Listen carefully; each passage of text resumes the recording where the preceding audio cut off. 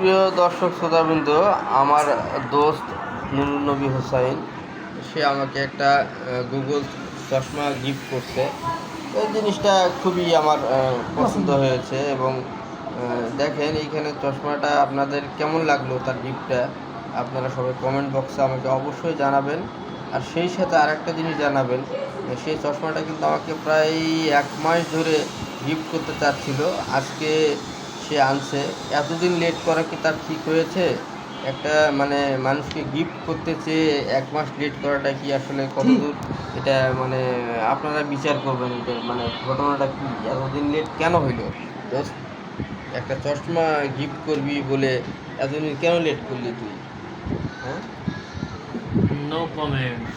আচ্ছা, আপাতত say no কমেন্টসে গেছে। ভাল লাগছে আমার বিষয়টা, দায়ভার তার। তো ধন্যবাদ, আপনারা কমেন্ট বক্সে জানাবেন আমার চশমাটাই আমার দোস্ত গিফট করছে কেমন হইলো। এবং সেই সঙ্গে আপনাদের যদি কারো এরকম গিফট লাগে চশমা, অবশ্যই জানাবেন। আমার দোস্তের চশমার বেশ কয়েকটা দোকান আছে, সে ওইখান থেকে অনেক সময় ফ্রি পায়।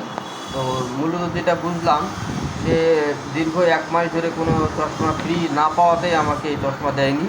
এই ফ্রি চশমা পাওয়াতে সেই গিফটটা আমাকে আবার করলো। ধন্যবাদ, ভালো থাকবেন, সুস্থ থাকবেন, আসসালামু আলাইকুম।